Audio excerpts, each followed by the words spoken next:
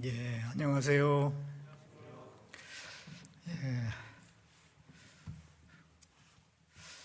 코로나 때문에 우리 찬양대가 이렇게 다 같이 모여서 찬송을 하면 좋은데 형편이 안 되기 때문에 미리 영상으로 이렇게 준비하셨는데 참 영상으로 한번 준비하는 것이 그렇게 힘들다고 합니다.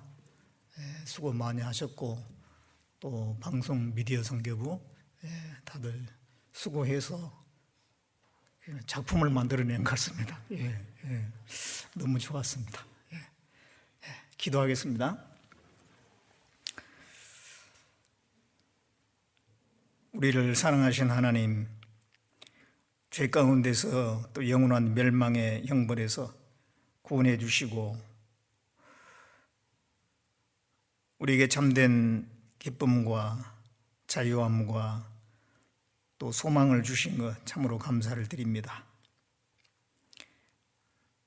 여러 가지 징조를 통해서 볼 때 주님 오실 날이 너무 가까운 시대에 우리가 살고 있습니다. 더욱더 정신을 차리고 그리스도인으로서의 합당한 자세로 살아갈 수 있도록 늘 말씀으로 일깨워 주시고 새로운 힘을 주시기를 간절히 바라고 원합니다.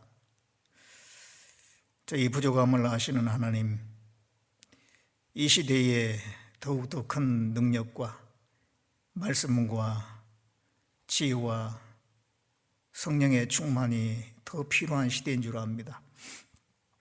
주님께서 우리에게 채워주시고 행여 우리 가운데 어려움 가운데서 실족하는 분이 없도록 점점 하나님에서 멀어지는 사람이 없도록 붙잡아 주시고 모임 가운데 거하게 해주시고 말씀으로 새롭게 해주시기를 바라고 합니다. 하나님의 말씀을 사모해서 주일을 맞이해서 이렇게 한자리 모였습니다. 주님께서 각 사람의 심령 가운데 하나님의 그 말씀으로 채워주시고 그 마음을 새롭게 해주시고 세상에 묻은 때에서부터 또 구별시켜 주시고 씻어 주시기를 간절히 바라고 합니다. 여러 가지 고난과 어려움 속에 있는 분들 그 심정을 헤아려 주시고 어떤 어려움 가운데서도 낙심하지 않고 하나님을 바라보며 힘을 다시 얻을 수 있도록 다시 주님을 위해서 힘있게 살아갈 수 있도록 형편도 허락해 주시고 또 필요한 것을 채워주시기를 바라고 합니다. 우리가 이 마지막 시대에 복음을 전하는 일에 더 매진해야 되는 줄 압니다. 세상 사람들은 점점 그 마음이 강팍해지고 하나님에게서 멀어져 가고 있습니다. 그렇지만 우리가 계속해서 이뤄진 영혼들에게 복음을 전하는 가운데 진리를 구하고 사모하는 영혼들 하나님께 돌아올 수 있도록 역사해 주시고 또 귀하게 사용해 주시길 원합니다. 해외 여러 지역에 복음이 전해지고 있습니다. 전해지는 곳마다 함께해 주시고 진리를 구하고 사모하는 영혼은 한 사람도 이루어지지 않도록 인도해 주시고 위에서 수고하시는 선교사님들과 가족들 그 모든 분들을 위해 하나님의 특별한 은총으로 함께해 주시기를 원합니다. 이 시간 주 성령께서 우리 가운데 둘이 행하신 가운데 우리가 마땅히 깨달아야 될 것을 깨달을 수 있도록 도와주시옵소서. 우리를 구원해 주신 예수님의 이름으로 기도드렸습니다. 아멘. 같이 에베소서 5장을 보겠습니다.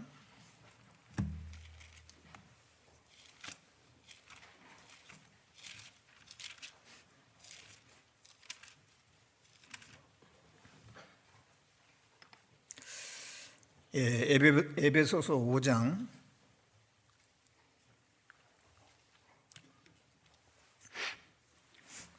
1절 2절 말씀입니다.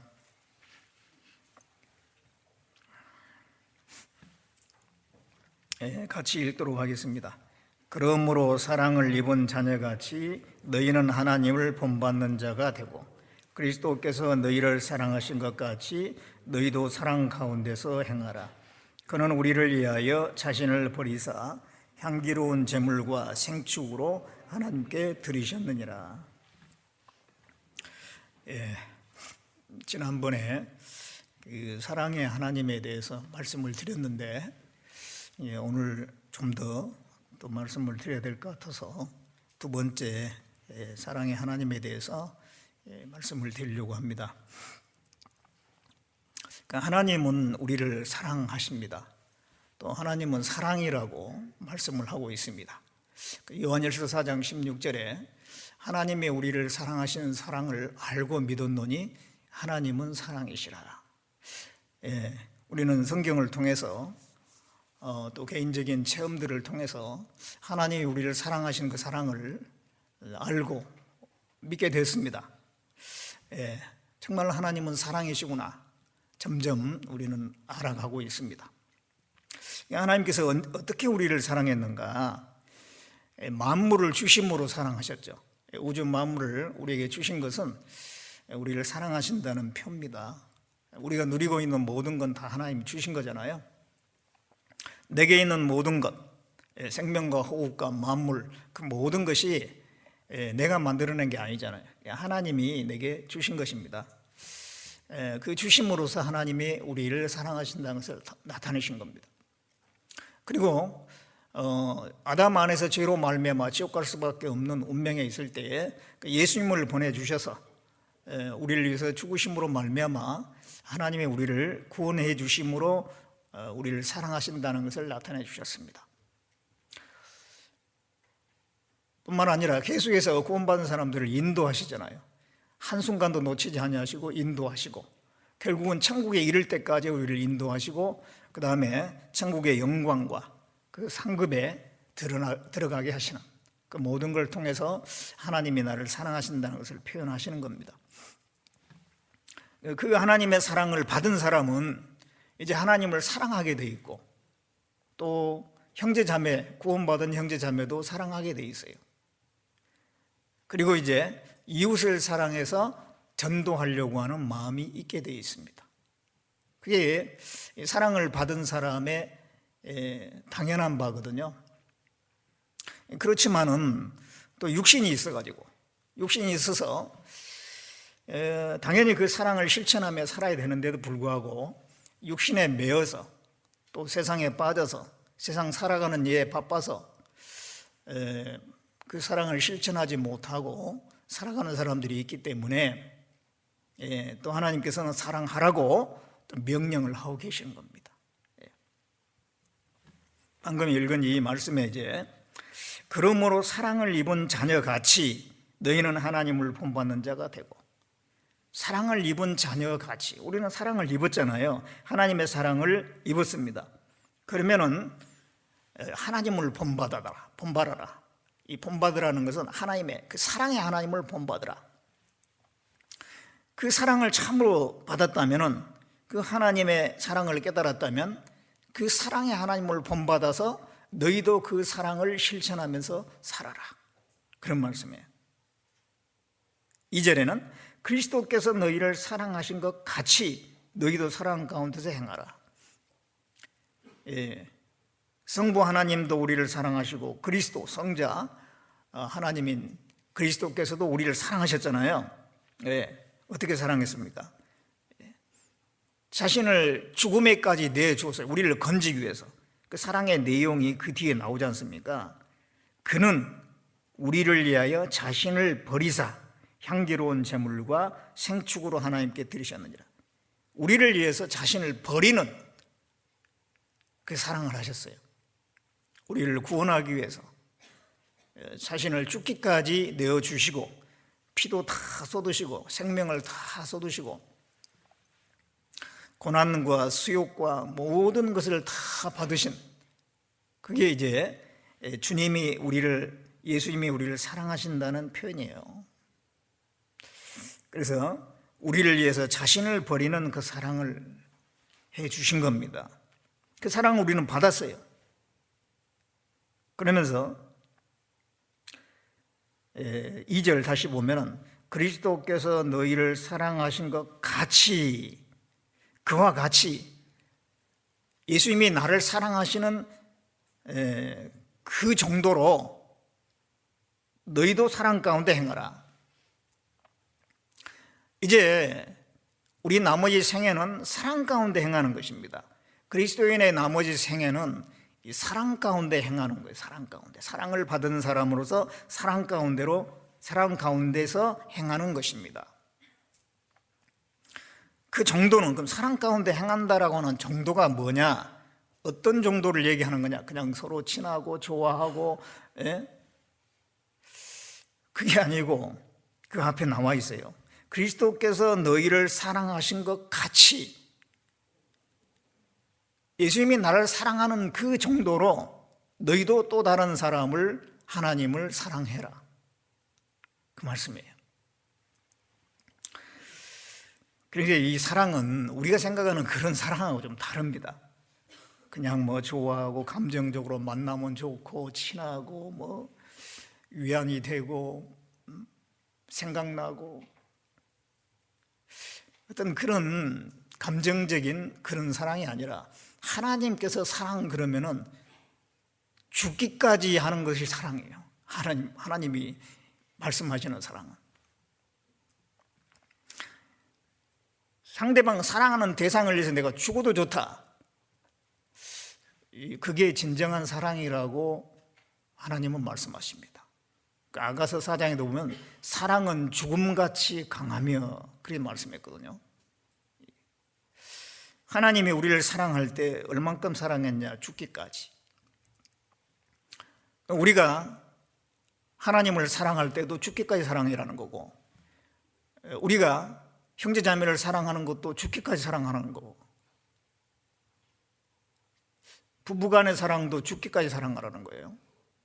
자식을 사랑하는 것도 마찬가지고, 이웃을 사랑해서 전도할 때도 죽기까지 사랑해서 전도하라는.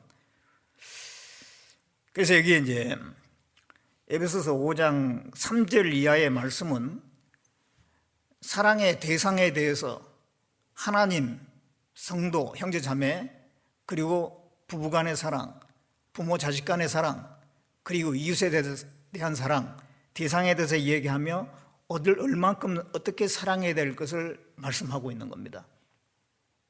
그러니까 사랑 가운데서 행하라, 거기에 대한 구체적인 어떻게 하는 것이 사랑 가운데 행한 것이냐 말씀하신 것이 그 다음 내용이에요. 그래서 이제 그런 부분들을 자세히 이렇게 들여다보면서 우리가 사랑 가운데서 살아야 되는데 어떻게 해야 될 것인지 그것을 좀 상고를 해보려고 합니다. 먼저 우리 사랑의 대상은 하나님이에요. 하나님의 사랑을 받은 사람은 하나님을 사랑하게 돼 있어요. 예수를 보지 못하였으나 사랑하는도다. 믿음의 결국 영혼의 구원을 받음이라. 영혼 구원 받은 사람은 하나님을 사랑하게 돼 있어요. 너희 성도들아 여호와를 사랑하라, 그런 말씀이 있고, 신명기에 보면 하나님을 사랑하라 하는 말씀이 많이 나와요. 하나님의 사랑을 받은 사람은 하나님을 사랑해야 돼요. 하나님에 대한 사랑이 5장 3절부터 18절까지 내용입니다. 하나님을 사랑하는데 어떻게 사랑할 거냐? 먼저는 하나님이 싫어하는 걸 하지 말아야 돼. 하나님을 참으로 사랑한다면 하나님이 싫어하는 것을 하지 말아야 돼요. 3절부터 보면은 음행과 온갖 더러운 것과 탐욕은 너희 중에서 그 이름이라도 부르지 말라. 이는 성도의 마땅한 바니라. 누추함과 어리석은 말이나 희롱의 말이 마땅치 아니하니 돌이켜 감사하는 말을 하라. 너희도 이것을 정령이 알거니와 음행하는 자나 더러운 자나 탐하는 자 곧 우상 숭배자는 다 그리스도와 하나님 나라에서 기업을 얻지 못하리니 누구든지 헛된 말로 너희를 속이지 못하게 하라. 이를 인하여 하나님의 진노가 불순종의 아들들에게 임하나니 그러므로 저희와 함께 참여하는 자가 되지 말라. 하나님이 이러이러한 죄에 대해서 진노한다는 거예요. 하나님을 사랑한다면 하나님이 싫어하고 노하시는 그 일을 해서 되겠느냐 말이에요.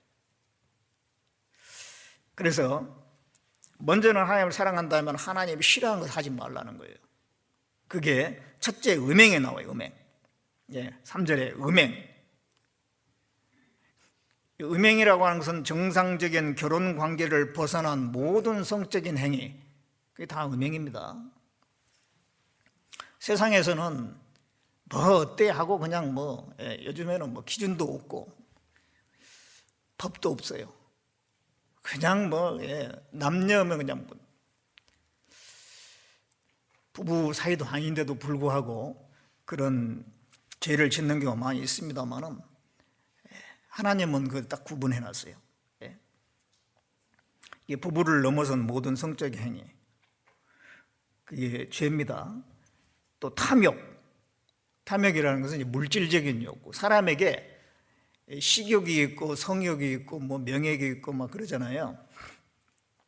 그런데 이 또 무욕이 있어요. 무욕은 식욕하고 연결되는 거겠죠. 이 사람이 성욕이 있고 무욕이 있는데 이 성욕 때문에 성적인 죄를 짓고 무욕 때문에 재물을 쫓아가고, 그것을 그게 너무 마음이 뺏기다 보면 우상이 돼요. 우상. 우상 숭배나 마찬가지입니다. 그런 걸 쫓아 사는 것이, 이 세상을 쫓아 사는 것은 우상 숭배예요. 하나님을 사랑해야 되는데 우상을 따라가면은 자기 남편 놔두고 딴 남자 따라가는 음부와 같습니다. 그래서 야고보서 4장 4절에 간음하는 여자들이요 세상과 벗된 것이 하나님의 원수된 것을 알지 못하느냐 그랬어요. 세상의 마음이 뺏기는 거, 그거는 하나님이 미워하시는 겁니다. 그러니까 하나님을 사랑한다면은 이 세상에 대해서 죽은 자가 돼야 돼요. 이 음행이나 탐욕이나 그 외에 이런 세상을 따라가는 거, 그걸 하지 않는다라고 하는 것은 자기를 부인하는 거예요. 내 속에 육신의 죄의 기질은 그걸 따라가려고 하는데 그걸 부인하는 거예요. 자기를 부인하는 거, 이거는 뭐냐면 하나님 앞에 내 자신을 죽이는 겁니다. 죽이는 거예요. 그래서 죄에 대해서 죽은 자로 여기라, 세상에 대해서 죽은 자로 여기라, 그런 말씀이 있지 않습니까? 그러니까 이게 바로 죽도록 하나님을 사랑하는 거예요. 그러니까 죽도록 사랑한다는 게, 지금 내가 죄에 빠질 수 있는 상황인데 그걸 갖다가 단호하게 거절하고 하나님 편을 선택하는 것이 나를 죽이는 거예요.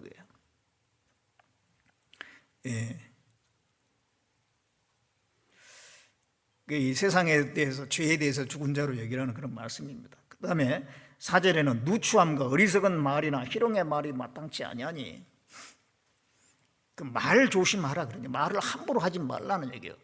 그걸 하나님이 싫어하십니다. 하나님을 사랑한다 하면서 하나님이 싫어하는 걸 하면 안 되잖아요. 그런데 이 말로 우리가 실수하는 경우가 많아요. 말로 잘못한 경우가 많거든요. 농담 끝에 마음 상처 주는 경우도 있고, 다른 사람은 판단하는 것도 쉽게 하고 정죄하는 것도 쉽게 하고, 또 불평 불만이 이불을 통해서 나오게 되면 이게 또 전염이 되더라고요. 어떤 사람은 불평 불만하면 다른 사람도 거기에 참여하게 되고, 또는 이간질 하는 경우도 있고, 말로 어떤 사람이 상처를 주어서 실족하게 하는 경우도 있고, 말을 함부로 하면 안 된다는 거예요. 이게 적은 죄가 아니에요. 음행과 탐욕은 너희 중에 이름이라도 부리지 말라 하면서 연결해 가지고 누추함, 어리석은 말, 희롱의 말, 그러니까 다 큰 죄라는 겁니다. 그래서 우리가 이제 만나서 교제하는 거 좋지만은요, 교제한다고 하면서 그냥 온갖 그 육신적인 얘기를 주고받고, 그게 교제가 아닙니다. 그냥 속풀이 하는 건지 몰라도 교제는 아니에요. 오히려 그런 것 때문에 문제가 되는 경우도 있습니다. 그래서 5절에 보면은 너희도 이것을 정령이 알거니 음행하는 자나 더러운 자나 탐하는 자, 우상숭배하는, 곧 우상숭배하는 자 그랬잖아요. 음행하는 자, 더러운 자, 탐하는 자, 곧 우상숭배하는 자, 이런 죄 가운데 행하고 이 무욕을 따라가고, 이게 우상숭배거든요. 그는 그리스도와 하나님 나라에서 기업을 얻지 못하리니, 이건 뭐냐면 이러이러한 행위는 하나님 나라의 기업을 얻지 못한 사람들이나 하는 것이다 이 말이에요. 그래서 우리가 그런 것에서 구별되는 것이 필요하겠습니다. 그 다음에 이제 더 나아가서는 어떻게 되냐면은 주님을 기쁘시게 해야 돼요. 5장 10절에 주께 기쁘시게 할 것이 무엇인가 시험하여 보라. 하나님을 사랑한다면 하나님을 어떻게 하면 기쁘시게 할까 해야 된다는 거예요. 하나님을 기쁘시게. 아내가 남편을 사랑한다면 남편을 기쁘게 하려고 그러잖아요. 그러니까 남편이 좋아하는 음식도 준비하고, 부모는 자식을 사랑하기 때문에 자식을 또 기쁘게 하려고 선물도 사주고 원하는 걸 해주고 그러잖아요. 우리가 하나님을 참으로 사랑한다면 하나님이 기뻐하는 것을 하려고 해야 된다는 거예요. 그게 맞잖아요. 고린도후서 5장 9절에는 우리는 거하든지 떠나든지 주를 기쁘시게 하는 자 되기를 힘쓰노라 그랬잖아요. 왜? 하나님을 사랑하기 때문에 하나님을 기쁘시게 하는 자 되기를 힘써요. 무엇이 하나님을 기쁘시게 합니까? 하나님을 가장 기쁘시게 하는 건 순종이에요. 순종. 하나님께서 성경 말씀에 어떻게 살아라, 구원받은 그리스도인들은 이렇게 살아야 된다 말씀해 놨잖아요. 그걸 그대로 순종하면서 받아들이는 거, 그대로 행하는 것을 가장 기뻐하셔요. 그 순종하라는 그 말씀 속에는 형제자매 사랑하라, 또 전도하라, 그런 말씀들이 있잖아요. 그 말씀 가지고 정말 형제자매 사랑하고 또 전도하고 교회 중심으로 살고, 그걸 하나님이 기뻐하시는 거예요. 하나님을 기쁘시게 하기 위해서 목숨까지 내놓은 사람이 얼마나 많아요. 사도 바울은 사도행전 20장 24절을 보면 나의 달려갈 길과 주 예수께 받은 사명 곧 하나님의 은혜의 복음 증거하는 일을 마치려 하면 나의 생명을 조금도 아끼지 않고 다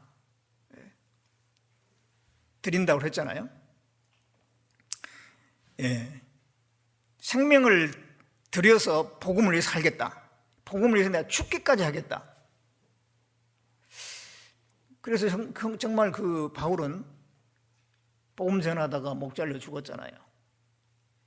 그러니까 하나님을 기쁘시게 하기 위해서 자기 자신을, 자기 목숨을 내놨어요. 하나님이 원하는 정도의 사랑을, 이 바울은 하나님의 사랑을 한 사람이죠. 자, 우리는 너무도 부족하지만. 그래서 우리가 이제 하나님 말씀에 순종하는 거, 또 복음을 전하기 위해서 힘있게 살아가는 거, 그게 다 하나님을 기쁘시게 하는 거거든요. 하나님을 사랑하는 사람은 하나님을 기쁘시게 하려고 하게 돼 있어요. 그게 정상이라는 겁니다. 그리고 이제 5장 18절을 보겠습니다. 5장 18절에 보면 술 취하지 말라, 이는 방탕한 것이니 오직 성령의 충만을 받으라. 하나님을 사랑하는 사람은요, 성령 충만을 받으려고 합니다. 이 성령에 충만하다, 이거는요, 하나님 말씀으로, 하나님의 지혜와 능력으로, 하나님의 사랑으로 채워지는 것이잖아요. 그게 성령 충만이에요. 성령 충만하면 굉장히 그 높은 수준의 어떤 것만 생각할 수가 있는데 그게 아니고 하나님으로 내 안에 더 채워지는 거예요. 성령 충만입니다. 하나님을 사랑하는 사람은 하나님의 지혜로, 하나님의 능력으로, 하나님의 말씀과 성령으로 내 안에 채워주기를 바라요. 하나님의 사랑으로 내 안에 더 채워지기를 바란다고요. 하나님을 사랑하는 사람은 그렇게 돼 있잖아요. 그래서 우리가 더 성령 충만, 하나님으로 내 안에 채워지는 거, 그걸 바라기 때문에 교회에 나오는 거 아니에요. 왜 오늘 주일 맞이해서 여러분들 말씀 들으러 오셨습니까? 왜 수요일 날 또 말씀 들으러 옵니까? 안 오면은 뭔가 별로 오고 싶지 않은데 안 오면은 마음에 걸려서요? 죄 짓는 것 같으세요? 그게 아니에요. 그 말씀을 통해서 내 안에 뭔가를 채우기 위해서요, 하나님의 신령한 것으로, 하나님의 은혜로, 하나님의 그 사랑으로, 능력으로, 지혜로 내 안에 채우기 위해서 오는 겁니다. 안 오면은 뭐 죄 짓는 것 같아서 오는 게 아니에요. 차가 이제 기름이 떨어지면 어디로 가요? 주유소에 갑니다. 주유소에 가서 기름을 넣어야지 움직이거든요. 그 힘이라는 것이 그 기름에서부터 나오는 거예요. 자동차는 기름을 넣어서 거기서부터 힘이 나와요. 성경에 기름을 성령이라고, 성령을 기름에 비유했잖아요. 우리는 성령으로 충만해야지 주님의 일을 하는 것입니다. 하나님의 말씀으로, 성령 충만은 곧 말씀 충만이야.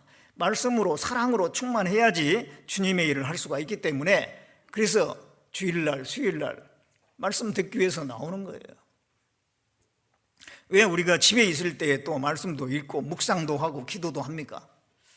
그 말씀을 읽을 때에 당연히 읽어야 되니까, 또 분량이 있으니까 의무적으로 읽는다기보다도 그 읽을 때 뭔가 좀 얻기 위해서, 이 그리스도인들이 영적으로 결핍이 되면은 벌써 이 마음이 좀 힘들어지잖아요. 하나님의 것으로 내 안에 채워질 때 가장 행복하지 않습니까? 그래서 이 말씀을 읽을 때에 뭐라도 한마디 좀 깨닫고 싶어서 하나님의 은혜를 더 받고자 하는 마음으로 그 우리가 말씀을 읽는 거예요. 말씀을 읽고 묵상하고 그런 겁니다. 우리가 왜 모임에 참석합니까? 요즘에 온라인을 통해서라도 이 모임을 우리가 참석하는데 왜 그 모임에 참석하려고 애를 쓰냐 이 말이죠. 그 가운데 이 신령한 은혜를 좀 나누기 위해서, 좀 받기 위해서, 그래서 좀 힘을 얻기 위해서 하는 거잖아요. 그게 바로 하나님을 사랑하는 마음이에요. 하나님을 사랑하는 마음, 사모하는 마음이 있으니까 하나님의 것으로 지원받고 공급받고자 하는 그런 마음이 있는 것이죠.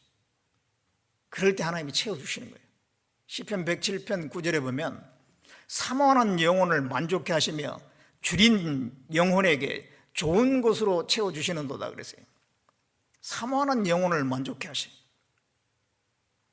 누가복음 11장 9절 이하의 말씀에는 구하라 주실 것이요, 찾으라 찾을 것이요, 두드리라 그러면 열릴 것이니,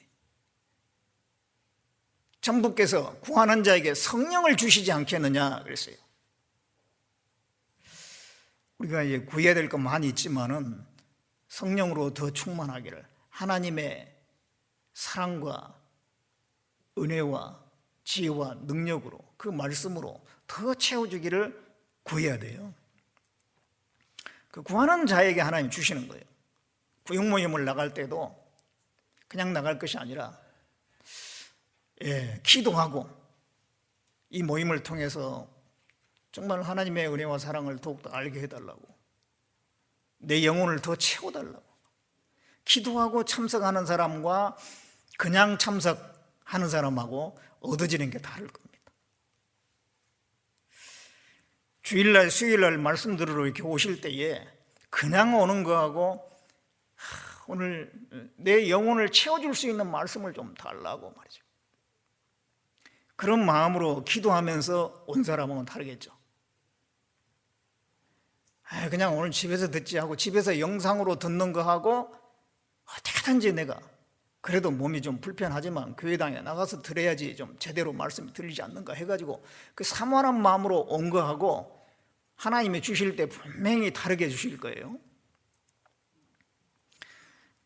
그래서 우리가 이 성령 충만을 받으라 했는데, 하나님을 사랑하는 사람은 성령 충만을 받으려고 애를 쓰게 돼 있어요. 그 성령 충만한 사람이 하나님을 위해서 비로소 힘있게 살 수가 있거든요. 하나님의 일을 하려면 먼저 하나님부터 공급을 받아야 되잖아요. 공급 받아야지 하나님의 일을 할 수가 있어요. 그 공급을 받아가지고 그 힘을 가지고 형제자매를 섬기고 가정생활도 잘하고 또 밖에 나가서 사람들에게 전도도 하고, 그 모든 힘이 바로 그 하나님으로부터 받아가지고 할 수 있는 것입니다. 그래서 우리는 하나님께 받은 힘을 가지고 정상적인 그리스도의 삶을 사는 거예요. 사랑을 실천하는 삶을 사는 거예요. 그래서 이제 먼저 하나님에 대한 사랑이 제대로 돼야지 그 다음에 형제 자매에 대한 사랑, 그 다음에 가족이나 주변 사람들에게 대한 사랑도 될 겁니다. 그래서 먼저는 하나님에 대한 사랑에 대해서 말씀을 쭉 해놓았어요. 그 다음에 이제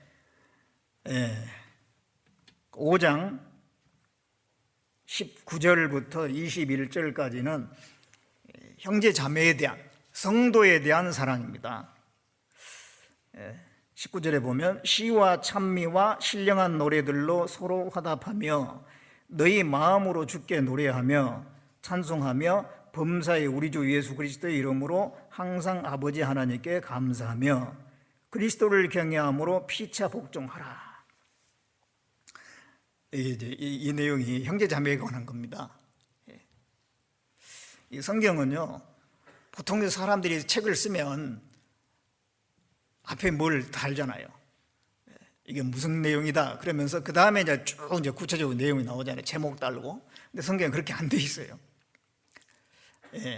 여기는 하나님에 대해서, 그 다음에는 뭐 형제자매에 대해서, 그 다음에는 뭐 가정에 대해서, 이렇게 딱딱 그 주제를 미리 적어놓고 하면은 이해하기 쉬운데 그렇게 안 돼 있고 쭉 그냥 편지니까요, 서신서니까 그냥 편지로 보낸 겁니다.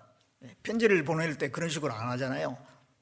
이 다음에는 이제 무슨 말씀, 무슨 내용이다, 그런 식으로 하지 않습니다. 근데 이제 이 말씀을 쭉 읽을 때 어떤 것을 얘기하려고 하는 건지 우리가 그 파악을 해가지고 그걸 이제 제대로 파악해서 보면은 좀 더 이해가 쉽죠. 그래서 이제 이게 19절부터 21절까지는 성도에 관한 내용이라는 걸 알 수가 있어요. 왜냐하면 시와 찬미와 신령한 노래들로 서로 화답하라 그랬잖아요. 서로 시와 찬미와 신령한 노래를 할 수 있는 사람이 누구예요? 구원받은 형제 자매들이거든요. 서로 구원받은 사람들끼리 서로 화답하라. 서로 사랑은 혼자 하는 게 아니잖아요. 누군가의 대상이 있어야 돼. 그러니까 교회 형제 자매들을 만나야 되겠죠. 만나야지 서로 이런 화답을 할 수가 있죠. 서로 만나서 서로 연합하고 서로 나누고 서로 은혜도 나누고, 이거 화답하라고 하는 이런 내용은 나누라는 얘기예요. 좋은 감정이 있으면 서로 나눠야 돼요. 그래서 좋은 감정이 있으면 여기서도 하고 또 구역 모임에서도 하고 나중에 또 모두에서도 하고 막 나누잖아요. 왜냐하면 그게 다른 형제자매들 들으면 도움이 되니까 하는 사람 입장에서는 좀 힘이 들 수도 있겠죠. 그렇지만은 그 좋은 감정을 들음으로써 많은 분들에게 유익이 되니까 그 은혜를 나누자는 거예요. 좋은 감정도 나누고 좋은 경험한 거 있으면 나누고 말이죠. 왜 하나님께서 그런 좋은 경험을 하게 해주셨겠어요? 하나님께 정말 그 기도하는 가운데 너무너무 그 어려운 가운데서 벗어난 경험이랄지, 또 누구를 참 힘든 가운데 전도한 경험이랄지, 그런 경험을 하나님이 허락하신 것은 너만 알고 있으라 하고 주신 게 아니라 또 다른 형제 자매들에게 나누라는 거예요. 나누라는 거예요. 이 반찬을 말이죠, 각각 하나씩 쌓아왔는데 서로 나누면 여러 반찬이 많이 되잖아요. 그래서 맛있는 아주 푸짐한 식사가 되는 겁니다. 그런 것처럼 하나님은 한 사람에게 모든 경험을 주는 건 아니에요. 조금씩 경험을 주거든요. 그걸 서로 얘기를 하는 가운데, 간증을 하고 나누는 가운데 풍성한 교제가 되지 않습니까? 서로 간에 유익이 되고, 서로 간증도 공유하고 경험도 공유하고 말씀 깨달은 거 있으면 그것도 얘기하고, 그게 서로 화답하는 거예요. 서로 화답 뿐만 아닙니다. 물질도 좀 나눠야 돼요. 어떤 사람은 많이 가진 사람이 있고요, 어떤 사람은 형편이 정말 어려운 사람이 있어요. 어려운 사람이 있으면은 좀 도와주는 것도 필요합니다. 하나님이 나에게 많은 물질을 주신 것은 나와 내 가족만 잘 먹고 잘 살라고 주신 건 아니잖아요. 그 형제자매 어려운 분이 있으면서 이게 나누는 게 필요해요. 초대교회 때는 어땠어요? 가지고 있는 재산들을 자기 재산이라고 생각하지 않고 다 교회에 내놨잖아요. 그럼 거기서 이제 균등하게 또 나눠주고 해가지고, 예, 자기 것을 자기 것이라 하는 사람이 없었다 그랬잖아요. 물질도 나누고, 또 뿐만 아니라 고난 받는 분이 있으면 함께 또 고난도 나누고, 또 기쁨도 나누고, 예, 좋은 거 있으면 또 같이 나누고, 그게 서로 화답하는 거예요. 우리 형제 자매님들은 한 가족입니다. 실제 그 육신적인 가족보다 더 친밀한 거예요. 육신적인 가족이라 할지라도 구원받지 못하면 세상으로 끝이잖아요. 그런데 구원받은 형제 자매들은 영원한 천국까지 가니까 영원한 가족이잖아요. 그래서 귀히 여기는 마음을 가지고 서로에게 나누는 것이 필요합니다. 그와 동시에 21절에 보면은 그리스도를 경외함으로 피차 복종하라 또 그랬어요. 형제 자매가 아닌데 복종하라 이런 단어를 쓰고 있어요. 자, 서로 사랑한다 그러면은 서로 친밀하고 자주 만나고 서로 얘기하고 그런 것만 있으면 좋겠는데 또 복종하라 그래서 복종하라. 이건 뭐 사랑하고 좀 다른 측면 같은데, 그러나 이것도 이 사랑 안에 들어가 있는 거예요.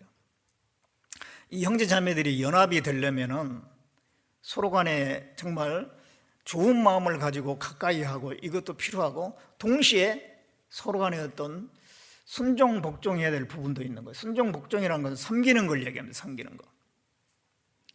서로 섬겨야 돼. 섬겨야 돼. 갈라디아서 5장 13절에 보면 오직 사랑으로 서로 종로로 달아 그러잖아요. 종로로. 그건 섬기는 겁니다. 어떤 경우에 그런 일이 있냐면은 부서장이 있고 부서원이 있으면 부서장은 교회의 뜻을 받들어서 부서원들에게 어떤 것을 지시해야 될 때가 있어요. 부서원들은 거기에 따라줘야 되잖아요. 그게 순종 복종이에요. 복종. 거기에 따라주는 겁니다. 구역장님이 어떤 말씀을 하면 구역원들은 거기에 순종하고 복종하고 따라주고, 그게 어떤 질서가 있는 겁니다. 그럴 때 진정한 연합이 또 되는 거예요. 서로 좋기만 해가지고 연합되는 게 아니라 그런 하나님의 일을 위해서 어떤 질서 가운데 거기에 순종하고 거기에 함께하는 것이 또 연합입니다. 그래서 서로 종로로 타는 거예요. 서로 자기가 형이 되려고 하고 서로 그냥 주인이 되려고 하면은 다툼이 일어나죠. 예수님의 제자들이 말이죠, 누가 크냐 그러면서 막 서로 다투고 있는 거예요. 나는, 베드로는 예를 들자면 나는 수제자라고 말해요. 그러면은 또 한 제자는 너는 나보다 더 늦게 부름을 받았잖아. 내가 예수님의 부름 받은 것은 첫 번째야. 뭐 이러니 저러니 하면서 막 서로 누가 더 크니 뭐 작으니 이런 다툼을 하는 거예요. 예수님께서 너희가 소금을 두고 서로 화목해라 그랬잖아요. 소금은 녹아져서 자기를 희생해서 맛을 내잖아요. 너희가 그런 마음이 있다면 화목이 될 텐데. 그 소금은 첫째는 예수님을 설명하고, 예수님이 자신을 희생해서 우리를 구원하셨잖아요. 너희들도 그런 마음 가져봐라. 그럼 화목이 된다 이거지. 다 형이 되려고 하고 다 머리가 되려고 하고 왕이 되려고 하면은 다툼밖에 더 있겠어요. 다툼이 끊이질 않죠. 그게 종로로 달하는 거예요. 종로로.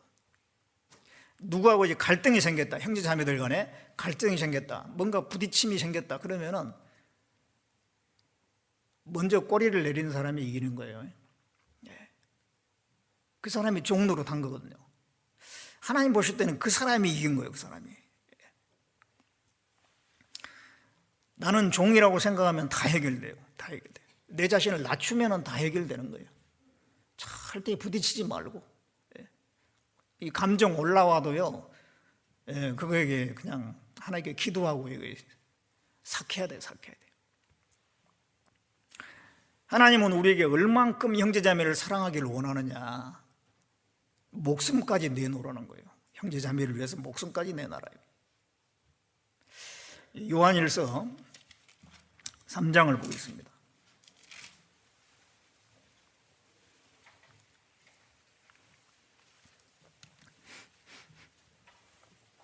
3장 16절에 그가 우리를 위하여 목숨을 버리셨으니 우리가 이로써 사랑을 알고 우리도 형제들을 위하여 목숨을 버리는 것이 마땅하니라. 예수님이 우리를 위해서 목숨을 버리시는 사랑을 하셨잖아요. 이로써 사랑을 알고, 이 사랑이라는 게 뭐라는 것을 예수님을 통해서 안다는 거예요. 사랑이라는 것은 그냥 감정적으로 친하고 뭐 가까이 하고 그러면요, 그게 사랑이라고 생각하면 친한 사람끼리만 안 친해. 자기가 좀 코드가 안 맞는 사람은 아예 상대도 안 해. 그게 아니라는 게, 그런 게 사랑이 아니고, 예수님이 목숨을 버리시기까지 사랑하는 그것이 사랑이라는 것을, 이로써 사랑을 알고 우리도 형제들을 위하여 목숨을 버리는 것이 마땅하니라. 형제자매를 위해서 죽기까지 하는 것이 하나님이 원하는 사랑의 정도라는 것을 알 수가 있어요. 그래서 그 형제자매님들의, 내가 종이라는 생각으로 자기를 낮추고 자기 생각을 버리고 괜히 그냥 자기 주장해가지고 서로 부딪히고 그런 일을 피하는 거, 그것도 자기 자신을 죽이는 거죠. 그 순간 내 자신을 죽이는 거예요. 그렇게 하라는 얘기예요. 그렇게 하라.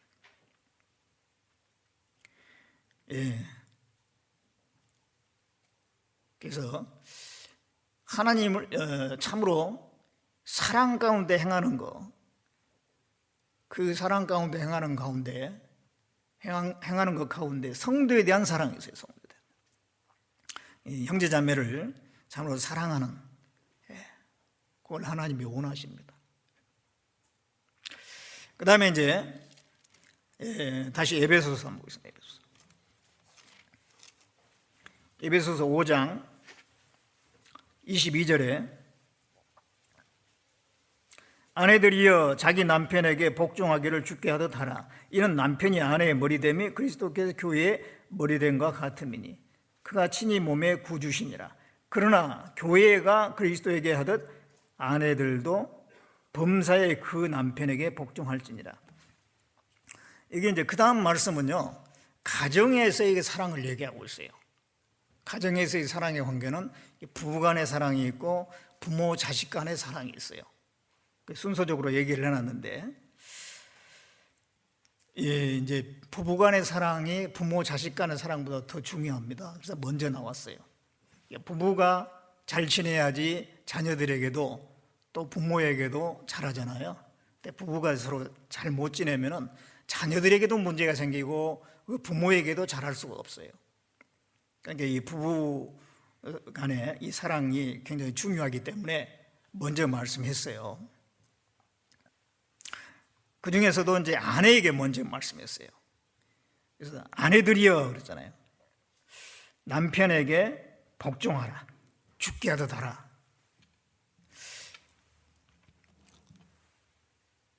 이제 남편과 아내, 부부잖아요. 이 부부 관계에 있어서 가장 핵심적인 것을 지금 말씀하는 거거든요. 가정생활 하는데 뭐 해야 될 게 많죠. 여러 가지가 있는데, 또 세상에서는 부부가 잘 지내기 위해서는 뭐 해야 된다 뭐 하는 말들이 있잖아요. 근데 하나님은 사람을 가장 잘 아시는 분이에요. 그러니까 이 남편과 아내가 화목한 가정을 이루기 위해서는 무엇이 필요한지, 뭐가 가장 중요한지 아시기 때문에 아주 핵심적인 것을 말씀해 놨어요. 아내가 해야 될 것은 복종이라는 거예요. 순종이 안 되면 복종까지 해야 된다는 거죠. 남편이 해야 될 것은 아내를 사랑해야 된다는 겁니다. 그 뒤에 나오죠. 그 두 가지만 잘하면은 그 가정이 원만한 가정이 되고 연합된 가정이 된다라고 하는 것을 하나님이 아시기 때문에 하나님이 이렇게 말씀해 놓으신 겁니다. 그러니까 이 부부 사이에서 아내가 해야 될 가장 중요한 포인트는 순종 내지 복종이에요. 그것은 남편을 머리로 인정하라라고 하는 것이죠. 예. 그래서 남편이 아내에게 머리됨이 그리스도께서 교회의 머리된 것 같아. 순종 복종은 남편이 머리다는 거예요. 그걸 머리로 인정하는 걸 얘기합니다.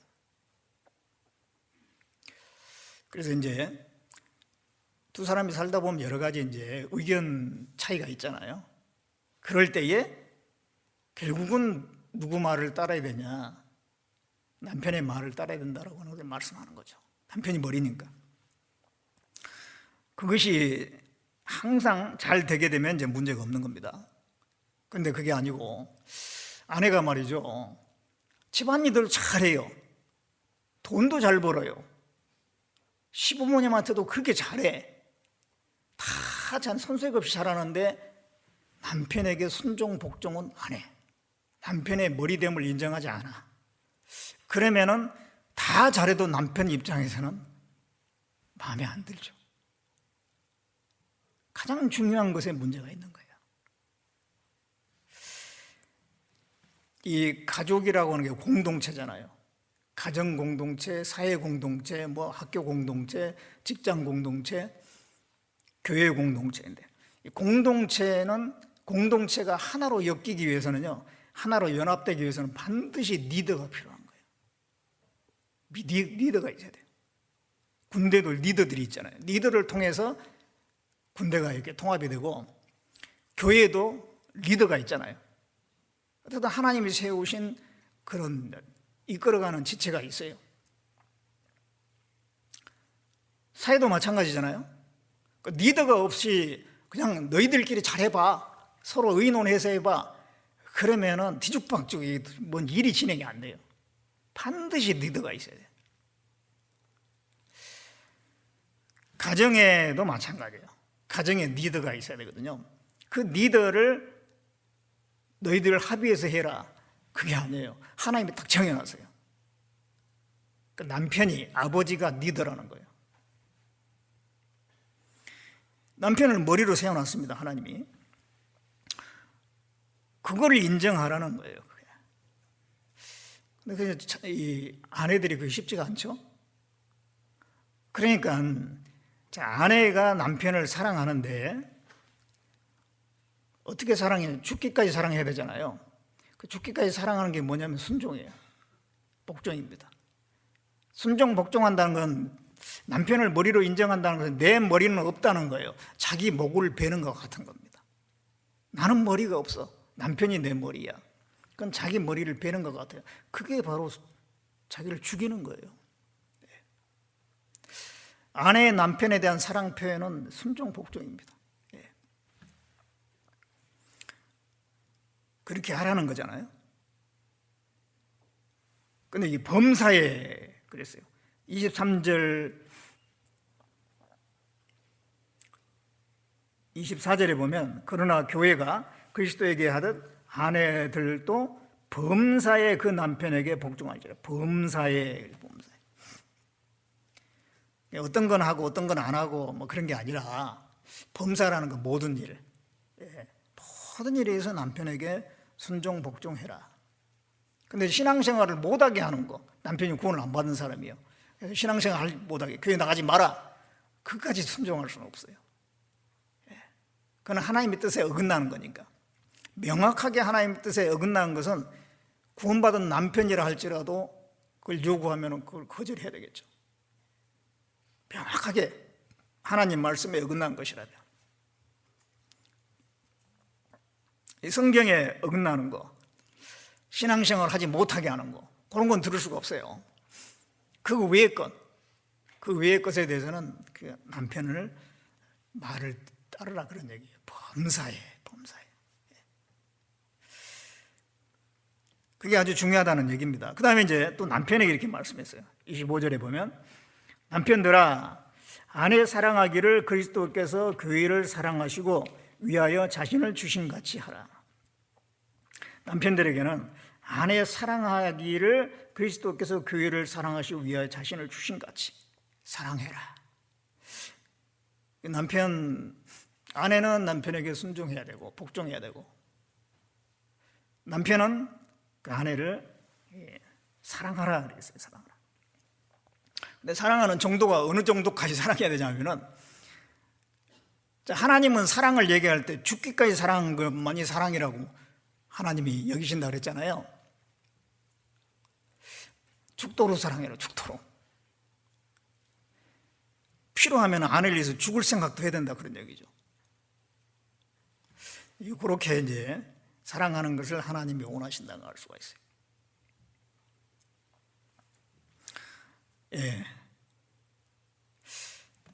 아내들은 몸이 좀 연약하죠. 그렇기 때문에 남편들은 좀 도와줘야 될 거예요. 아내가 하는 일이 좀 버겁고 하는 걸 보면 도와줘야 됩니다. 도와줘야 돼요. 그 연약한 몸에 좀 맞춰줘야 되겠죠. 근데 이제 그런 걸 이렇게 생각하지 않고 남자는 자기는 몸에 힘이 있으니까, 근육이 있으니까 그냥 아내를 막대하는 경우가 있어요. 자기하고 비슷한 줄 알고. 그러면 안 되잖아요. 상대방을 입장을 헤아리고 상대방에게 맞춰주려고 하는 것이 필요합니다. 어떤 자매님이 말하기를 자기는 자기 형제하고 등산을 안 간대요. 왜 안 가냐 그러니까 자기 형제는 같이 등산 가면은 뭐 걸음이 빨라고 혼자 그냥 막 가버린대. 자기는 따라가려면 막 죽겠다는 거예요. 보조가 달라가지고. 그래서 자기 형제하고 등산 가기 싫다고. 그 아내에게 맞춰야 되잖아요. 어린애하고 같이 걸음을 걸어간다 그러면 어린애에게 맞추잖아요. 정 안 되면 그냥 안고 가든지 어린애를. 그게 이제 그 어린애를 생각하는 마음인데 마찬가지예요. 이 몸이 연약하기 때문에 거기 아내에게 맞추는 것이 사랑이겠죠. 뿐만 아니라 이 아내들은 이 마음도 좀 여린 면이 있어요. 그러니까 상처를 잘 받아요. 상처를. 남자들보다는 여자들이 좀 상처를 더 잘 받는 것 같아요. 그리고 이제 그 남자들은 상처를 받더라도 그게 뭐 시간 지나면 잊어먹어버리고 그냥 금방 이게 희석이 되고 그러는데, 여자분들은 좀 그게 오래 가기도 하고 평생 가기도 하고, 또 그게 아주 뭐 심하게 막 꼬여버리는 경우는 진짜 이게 풀기가 어려운 경우도 있는 것 같아요. 그렇기 때문에 이 남편들은 그 아내의 마음에 상처를 주지 않도록 해야 됩니다. 혹시 뭐 상처를 줬다 그래도 빨리 풀어줘야 돼. 빨리 풀어줘야 돼. 대화를 통해서 풀든지 풀어야지, 이게 계속 이렇게 막 상처에다가 또 상처 계속 이게 오래 가게 되면은 정말 이제 풀어지기가 어렵고, 나중에 아예 그냥 마음에 자물쇠를 꽉 채워버립니다. 그러면 이제 대화가 안 되죠. 이제 아예 대화를 안 하려고 하고, 그 마음을 풀기 전까지는 화합이 절대 안 돼요. 이제. 근데 이제 참 잘 모르잖아요. 남자들은 여자를 잘 모르고 여자는 남자를 잘 모르는 것 같아요. 그래서 처음에 결혼해가지고 그건 모르니까 자기 입장대로만 생각하는 거죠. 상대방이 뭔가 이렇게 막 문제를 가지고 있는데 왜 그런 문제가 있는지조차 이해도 잘 못하고. 근데 이제 쭉 살다 보면 5년 지나고 10년 지나고 뭐 20년 지나고 살다 보면 이 남자는 이렇구나, 여자는 이렇구나, 그걸 알아가는 거예요. 그래도 뭐 다 한 건 아닌 것 같아요. 그래서 하나님께서 평생 좀 상대방을 배우라고 이렇게 다르게 만들어 놓은 것 같아요. 상대방을 생각하는 마음이 있다면 그걸 계속 상대방 입장으로 이제 위주로 삶을 살다 보면 점점 배워 알게 되겠죠. 그런데 그러든 말든 이제 내 입장대로만, 내 마음대로만 살다 보면요, 결국은 두 사람은 갈라지게 돼 있어요. 절대 같이 살기 어렵잖아요. 그러니까는 평생 상대방을 중심으로 해서 생활하고 그래가지고 좀 배우라고, 온전한 사랑을 이루라고, 그렇게 다른 사람을 두 사람이 이제 결혼하게끔 하나님이 하신 것 같아요. 남자 여자 다릅니다. 달라요. 서로가 상대방에 대해서 알려고 해야 돼요. 관심을 가져야 돼. 예. 그런 가운데서 사랑이 이루어져 가는 거죠. 사랑하기 때문에 만난 게 아니에요. 뭐 얼마나 만났다고 서로 뭐 사랑, 죽을 만큼 사랑 될 수가 없죠. 둘이 이제 살아가는 가운데, 평생 사는 가운데 그 사랑이라는 걸 만들어 가는 거죠. 사랑을 이루어 가는 거예요. 이루어 가는 거예요. 그래서 이제 진정한 사랑이 되면은, 그런 마음이 되면 상대방을 위해서 죽을 수도 있는 마음도 생기는 거예요. 그렇잖아요. 배우자를 위해서, 배우자가 혹시 뭐 아팠다 그럼 차라리 내가 아픈 게 나을 것 같고, 그런 마음이 들잖아요. 그게 이제 오랜 시간 동안에 이제 이루어진 그 사랑의 마음일 겁니다. 그래서 이제 남편은 그 아내를 괴롭게 하면 안 돼요. 골로새 3장 19절에 보면은 남편들아 아내를 사랑하고 괴롭게 하지 말라 그랬어요. 괴롭게 하지 말라. 뭐 때문에 괴로우냐면 대부분 이게 마음이 괴로운 거예요. 마음이. 자기 마음 몰라주고 너무 그 무대포고, 남편이 무대포인 사람이 있어요. 도무지 대화가 안 돼. 대화가 일방적이고 자기밖에 모르고 자기 말은 도무지 들어주지 않고 소통이 안 되고 뭐 소리만 버럭버럭 지르고, 그러면은 그 아내가 얼마나 그 상처를 많이 받겠어요. 우리 뭐 전도 집회 그 자료 가끔 나오잖아요. 다시 태어나도 같이 살겠습니까? 나는 안 살아. 얼마나 그동안 상처를 많이 받고 힘들었으면은, 그래서 그 마음에 상처를 주지 않도록 하고, 혹시 줬으면은 금방 풀 수 있어야 될 겁니다. 그래야만 이 온전한 연합이 이루어지거든요. 자, 5장 28절 보겠습니다. 이와 같이 남편들도 자기 아내 사랑하기를 제 몸같이 할지니 자기 아내를 사랑하는 자는 자기를 사랑하는 것이라. 자기 아내를 사랑하기를 자기 몸같이 하라 이 말이죠. 자기 몸은 다 끔찍하게 생각해요. 이 남편들이 자기 몸을 얼마나 끔찍하게 생각하는지 몰라. 그 정도로 좀 아내를 생각하라 그런 얘기죠. 쉬운 표준은 아니죠. 성경에 이렇게 나와 있는데요. 뭐 제가 이렇게 잘해서 이런 말씀 드린 게 아니고, 저도 이런 말씀 가지고 이제 이루어 가려고 노력하고 있는 중에 있죠. 자, 그래서 아내와 남편, 아내에게는 순종 복종, 남편에게는 아내를 사랑하되 죽기까지 사랑하라. 예수님이 나를 위해서 죽은 것처럼. 그런 말씀인데요. 근데 주의해야 될 것이, 이 남편들이 이 성경 구절을 가지고 순종 복종하라 했는데 왜 안 해? 아내에게 요구를 하는 경우가 있어요. 그 말씀을 가지고 아내를 정죄하는 데 쓰는 거예요. 정죄하는 데. 그러면은 권위적인 남편이 되는 거예요. 순종과 복종을 강요하는 거예요. 구원받은 그리스도인 같으면 성경에 나와 있는데 왜 순종하고 복종 안 하냐고 말이지. 성경 들이대고 말이지. 그러면 안 되는 거예요. 이 말씀은 그런 데 쓰라고 하신 말씀이 아니에요. 또 아내는 말하기를, 아니 성경에 아내를 죽기까지 사랑하라고 됐는데, 아니 그 쓰레기 분리수거 좀 해달라는데 그것도 안 해주냐고. 죽기까지 사랑하라 했는데 이거 작은 것도 안 해주냐. 그러면서 당신 나 사랑하냐. 그렇게 또 따지는 경우가 있어요. 그런데 이 남편에게 아내 사랑하라는 말씀을 아내가 가지고 따지라고 하신 말씀이 아니에요. 이 말씀들은 각자 자기에게 해당되는 말씀을 순종하라는 얘기죠. 아내는 그 말씀대로 남편을 순종하고, 남편은 그 말씀대로 아내를 사랑하고, 그리고 혹시 아내하고 뭔가 부딪힘이 있었을 때 나는 과연 이 말씀대로 얼마나 사랑했나, 자기 반성하라고 이 말씀이 있는 거예요. 아내는 내가 과연 남편에게 얼마나 순종했나, 정말 머리로서 인정하고 살았나, 좀 자기를 돌아보라고 이 말씀이 있는 건데, 그러지 않고 이걸 갖다 상대방을 정죄하는데 잣대로 쓰면 안 되는 겁니다.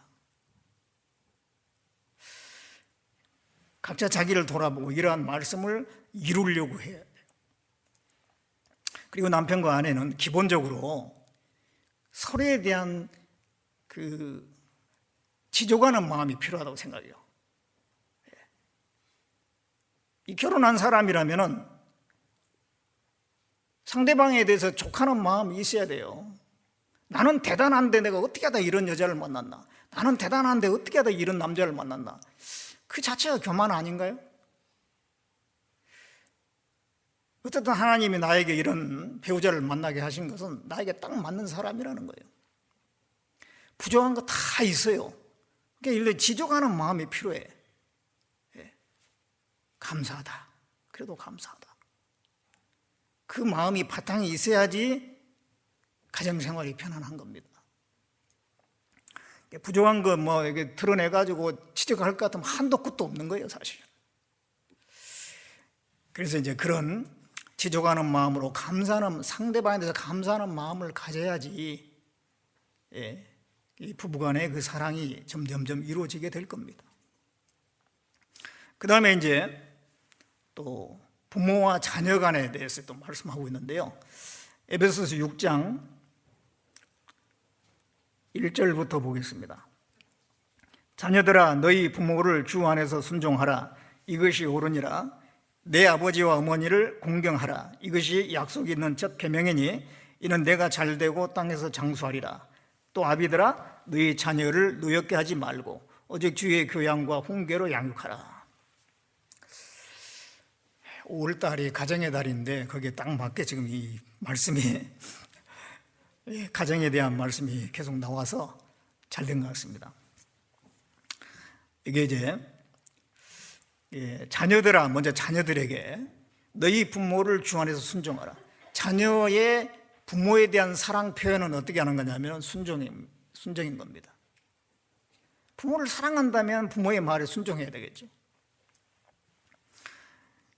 자녀들이 부모에게 순종하는 것은 당연한 것인데, 물론 이제 교회 생활 하지 말라, 구원받지 않은 부모가 그런 걸 이제 따를 수가 없겠죠. 그 외의 것은 부모 말에 잘 순종하는 것이 옳다는 겁니다. 그리고 그렇게 하게 되면은 내 아버지와 어머니를 공경하라고 그랬잖아요. 공경하라. 내가 잘되고 땅에서 장수하리라. 부모 말을 어렸을 적에는 순종입니다. 어렸을 적에는 부모 말을 순종해야 되고, 아이가 컸어, 어른이 되면은 부모는 이제 연로해지잖아요. 그러면 순종보다는 공경이에요. 먼저 순종하고 그 다음에 공경하라 그러잖아요. 어렸을 적에는 순종해야 돼. 이제 부모의 말하는 것은 다 이게 들으려고 해야 돼요.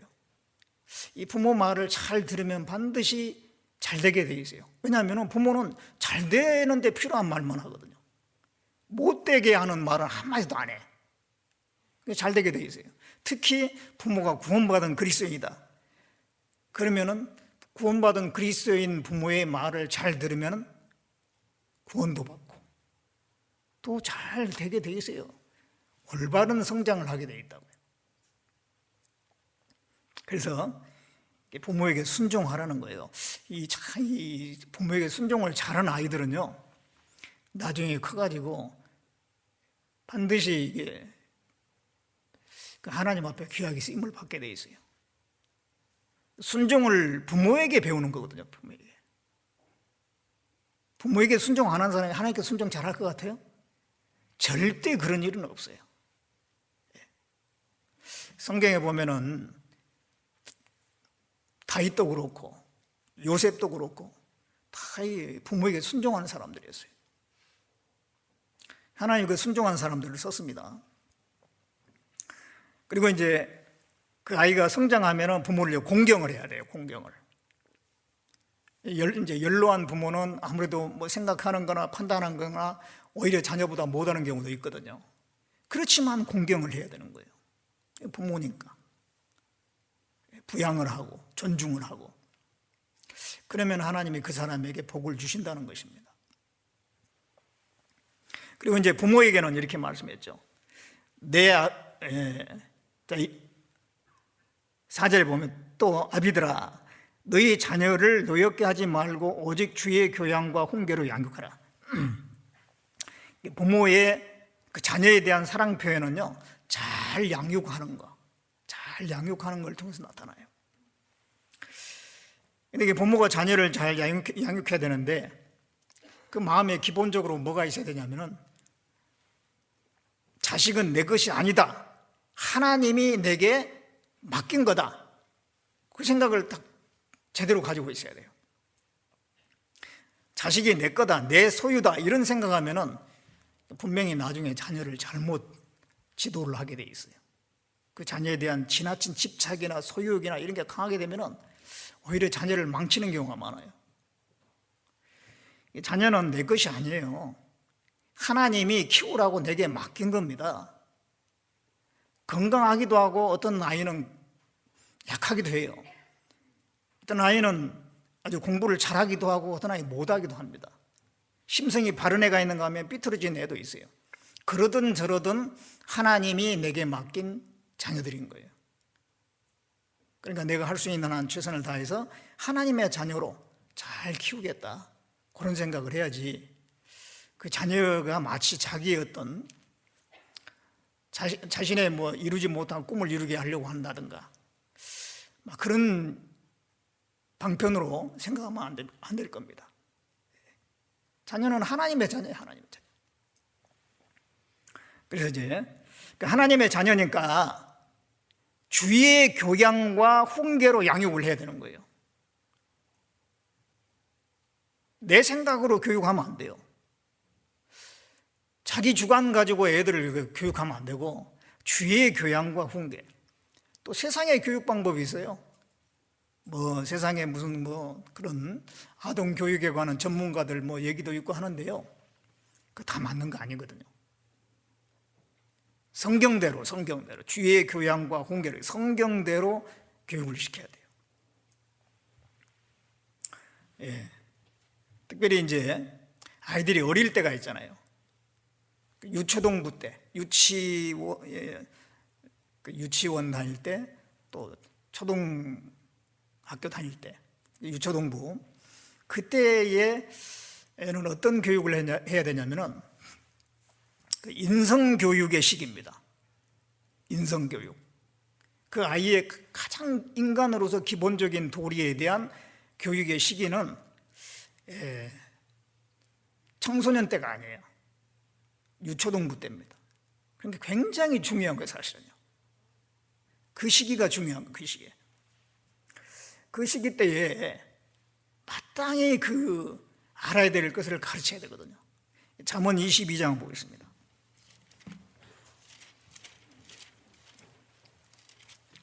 잠언 22장 6절 말씀 보겠습니다.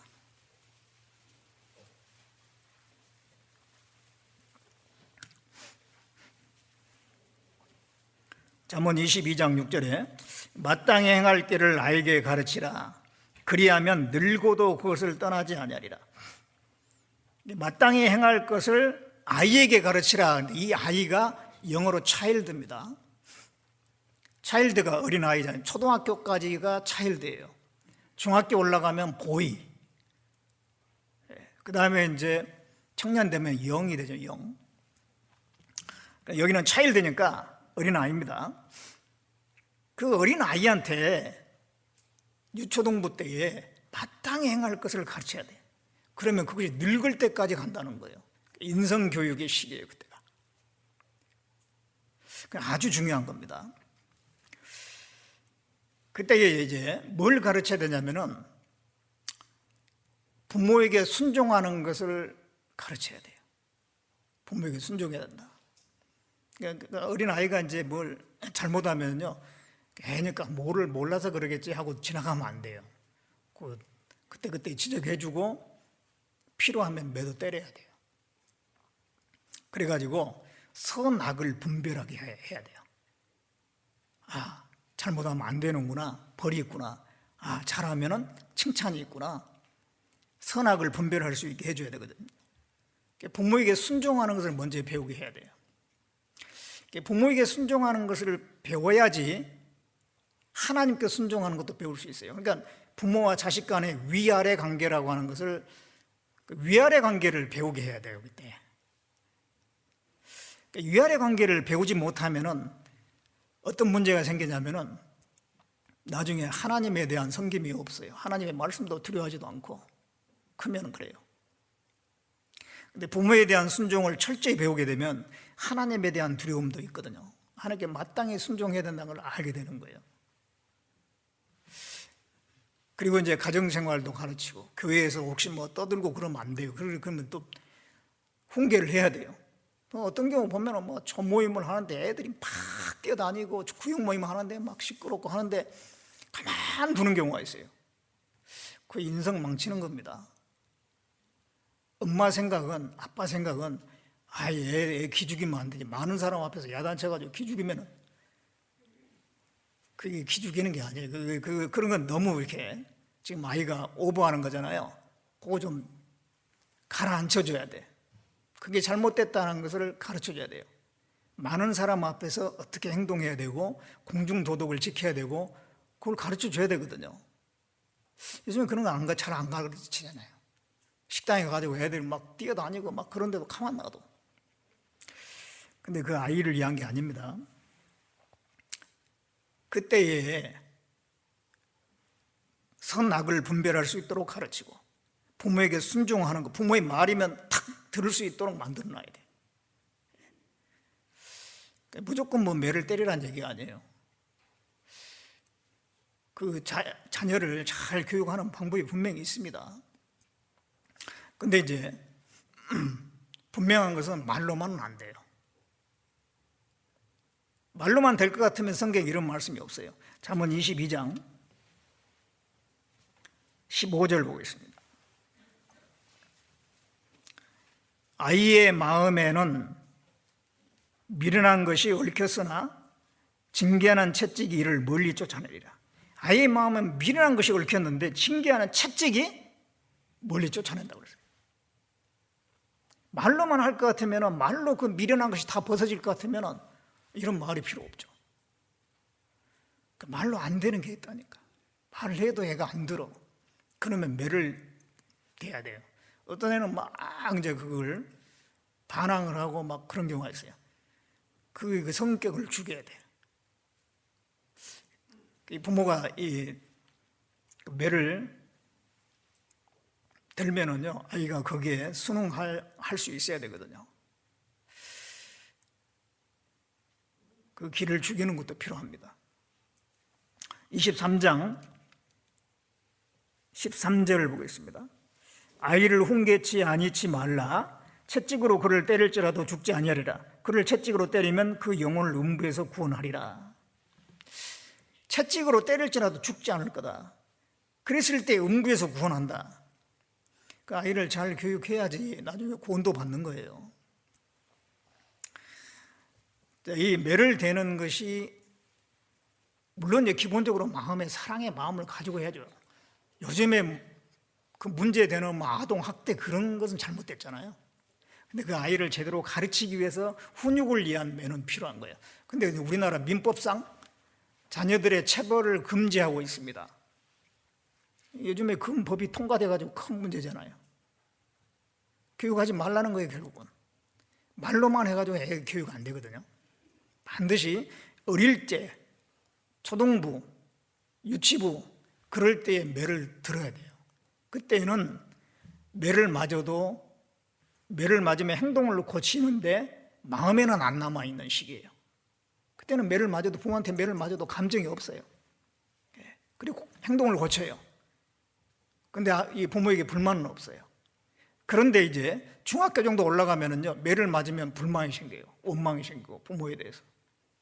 그때는 매를 때리는 시기가 아니에요. 근데 어떤 부모들은요, 나는 절대 애를 갖다가 매를 안 되겠다. 그래가지고 이게 어렸을 적에 매를 안 돼.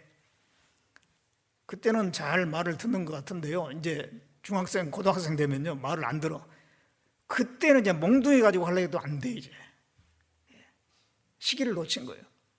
매를 댈 수 있는 시기는 차일드입니다. 보이 때는 매를 들면 안 돼요.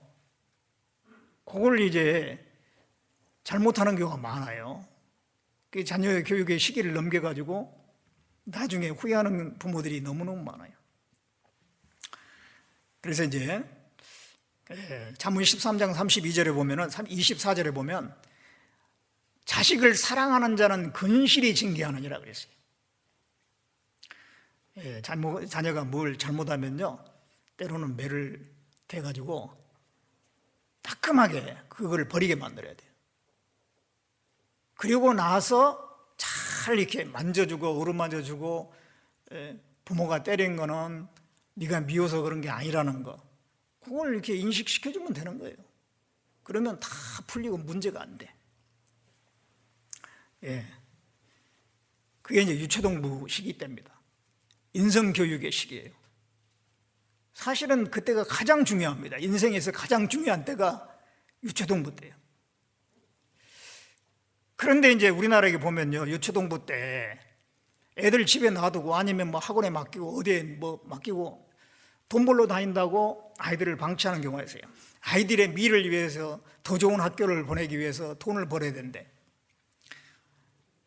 그런데 그 아이들은 사랑의 결핍증에 걸려가지고요, 정신적으로 문제가 되고 뭔가 이게 문제가 돼요. 그래서 그 유초동부 때는 엄마들은 웬만하면 일을 가지 않고 전적으로 아이를 보살펴야 돼요. 그때 놓쳐버리고 나중에 뭐 청소년기 때 그때 전폭적으로 돈 줘가지고 좋은 학원 보내고 소용없어요. 나중에 그 아이가 부모를 얼마나 이해해 줄 줄 아세요? 그 잘못된 방법인 거예요. 그게. 그리고 이제 유초동부 때는 그렇게 하고, 청소년기 때는 세계관, 가치관, 직업관 이런 게 형성이 되는 시기거든요. 그때는 부모가 이제 대화를 해야 돼. 대화를 하면서 충분히 그런 것에 대해서 설명도 해주고, 충분한 대화를 해야 돼요. 아이의 자존감도 살려주고. 그때는 매를 대면 안 돼. 효과가 없어요. 대화로서 다 됩니다. 유초동부 때 충분히 부모에게 순종한 것을 배웠기 때문에 청소년기 때는 매를 안 대도 부모가 정색을 하고 얘기를 하면은 거기에 굽혀요. 그리고 충분한 대화를 통해서 그 아이의 그 세계관이나 가치관이 제대로 정립할 수 있도록 해줘야 될 겁니다. 물론 이제 부모가 말하죠, 간섭하고 지나치게 간섭하고 주도적이면 안 돼요. 이제 그 아이도 이제 어린이거든요. 그렇기 때문에 스스로 뭘 결정하고 판단하게 만들고 옆에서 좀 조언을 해서 도와주는 정도만 하면 되죠.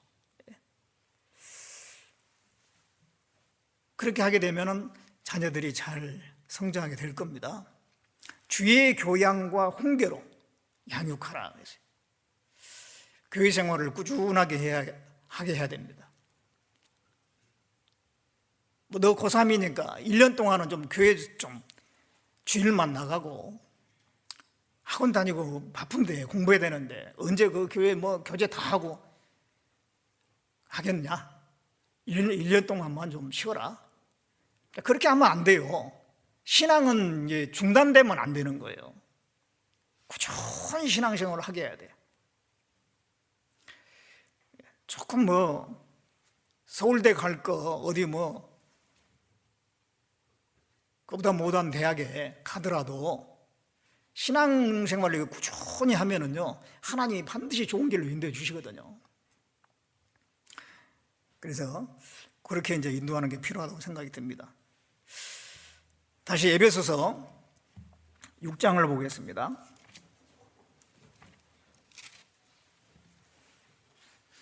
6장 5절에 종들아 두려워하고 떨며 성실한 마음으로 육체의 상전에게 순종하기를 그리스도께 하듯 하여 눈가림만 하여 사람을 기쁘게 하는 자처럼 하지 말고 그리스도의 종들처럼 마음으로 하나님의 뜻을 행하여 단마음으로 섬기기를 주께 하듯 하고 사람들에게 하듯 하지 말라.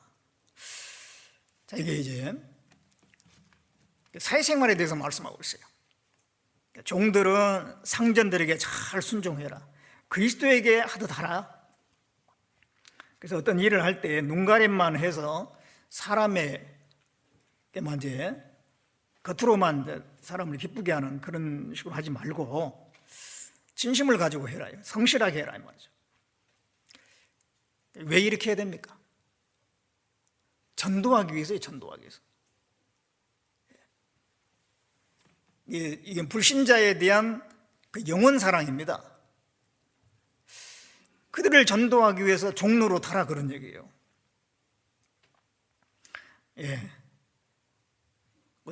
이웃을 사랑하는데 구원받지 않은 사람들 대부분이잖아요. 그런 사람들을 이제 어떻게 이제 주님 앞으로 인도할 거냐. 그들에게 모험적인 행동을 보이는 거죠. 때로는 내가 희생하고 내가 더 수고하고 그렇게 해서 그 사람들의 마음을 하나님께로 인도해라 그런 말씀입니다. 필요하다면 죽기까지. 그래서 영혼을 건지기 위해서 전도하기 위해서 자기 자신을 죽음에 내주는 경우도 있잖아요. 저기 에콰도르의 그 아우카 부족들에게 전도하기 위해서 그 선교사 5명이 갔잖아요. 젊은 선교사 5명이 갔는데 결국은 그들의 그 창에 맞아 다 죽었잖아요. 그들의 영혼을 건지기 위해서 자기 목숨을 다 내줬어요. 근데 그거 이제 다 결혼한 사람들이잖아요. 아내들이 있는데 그 아내들이 남편들이 이제 그 하우카 부족에게 다 죽었는데 그 아내들이 또 들어가잖아요. 그걸로. 남편들을 죽인 바로 그 부족들에게 들어가요. 죽은 무릅쓰고 들어가는 거예요. 전도하려고. 다행히 근데 그 부족들은 여자들은 안 죽였어요. 그래가지고 그 아내들이 가서 계속 복음을 전해가지고 그 마을 사람들이 다 구원을 받고 거기 교회가 세워지고 그런 일이 있었잖아요. 그러니까 이 영혼을 건지기 위해서 목숨까지 자기 자신을 내줬습니다. 하나님이 원하는 사랑은 그게 사랑이라니까요. 하나님이 원하는 사랑은 목숨을 내주는 죽기까지 하는 사랑만이 사랑이라는 거예요. 그게 바로 아가페적인 사랑, 하나님이 우리를 사랑하는 사랑입니다. 우리도 그러한 사랑으로 하나님을 사랑하고 그러한 사랑으로 형제자매도 사랑하고 또 가족들을 사랑하고 이웃을 사랑해서 전도하기를 원하시는 거예요. 그 하나님의 사랑을 받았기 때문에 그 사랑을 가지고 복음을 전하는 겁니다. 구원받지 않은 사람들을 사랑하는 사랑은 불쌍히 여기는 사랑. 그들과의 어떤 인격적인 그런 사랑이 아니고 불쌍히 여기는 사랑이잖아요. 그런 사랑으로 그들을 우리가 대하기를 원하십니다. 유다서 1장을 보겠습니다. 유다서 1장 23절에 22절 23절입니다. 어떤 의심하는 자들을 긍휼히 여기라. 또 어떤 자를 불에서 끌어내어 구원하라. 또 어떤 자를 그 육체로 더럽힌 옷이라도 싫어하여 두려움으로 긍휼히 여기라. 구원받지 않은 사람들입니다. 불에서 끌어내어 구원하라. 영혼이 지옥 가는 그 지옥불에 떨어져 가고 있는 그 사람들을 긍휼히 여기는 마음으로 그들을 이제 구원으로 인도하라 그런 말씀입니다. 우리가 하나님의 그 사랑을 받았잖아요. 그 사랑을 가지고 이제 형제자매들만 사랑할 뿐만 아니라 잃어진 영혼들, 불신자, 지옥 가는 영혼들을 사랑해야 됩니다. 그들을 위해서 여러 가지 우리 해야 될 일이 많이 있잖아요. 그러니까 전도하는 것뿐만 아니라 희생하는 것, 그들을 위해서 수고하는 것, 또 때로는 물질적인 희생도 필요하고 시간의 희생이 필요하고 전도하다가 몸이 아프기도 하고 그러지만 우리가 계속 해야 되잖아요. 하나님 우리에게 먼저 보여주신 사랑, 그 사랑을 우리는 받았기 때문에 그 사랑을 받은 사람으로서 그 복음을 위해서 하는 것이 사랑 가운데 행하는 것입니다. 그래서 오늘 사랑 가운데서 행하라. 에베소서 5장 2절에 사랑 가운데서 행하라 그러잖아요. 사랑 가운데. 하나님의 사랑을 받은 너희들은 이제 사랑 가운데서 행하라. 우리 나머지 삶이 사랑 가운데서 행하는 삶입니다. 하나님을 사랑하고 형제자매를 사랑하고 가족을 사랑하고 이웃에게 복음을 전하는 그 사랑을 실천하고 그런 가운데 교회가 세워지고 가정이 세워지고 이뤄진 영혼들이 구원을 받는 것입니다. 그들을 사랑하되 하나님은 얼마 정도를 원하시느냐? 죽기까지. 사실 표준이 너무 높잖아요. 그런데 결국은 하나님이 우리에게 원하시는 정도는 분명해요. 우리 자신을 보면 너무 미미하지만 그래도 하나님이 원하시는 정도를 이루려고 계속 우리가 노력해야 되겠죠. 표준이 얼만큼 된다는 걸 알아야지 우리가 조금이라도 그 닮아갈 수가 있잖아요. 거기에 근접하는 삶을 살 수가 있잖아요. 그래서 우리가 이제 사랑 가운데 행하는 삶을 살아야 되겠습니다. 그게 구원받은 그 사랑을 받은 우리에게 하나님께서 원하신 바입니다. 기도하겠습니다. 우리를 사랑하시는 하나님, 예수 그리스도께서 생명을 지불하시고 죽기까지 우리를 사랑해 주신 것 말씀을 통해서 우리가 깨닫고 구원을 받았습니다. 그 사랑을 깨달은 저희들 나머지 생에 그 사랑을 또 실천하는 삶을 살아야 되는 줄 압니다.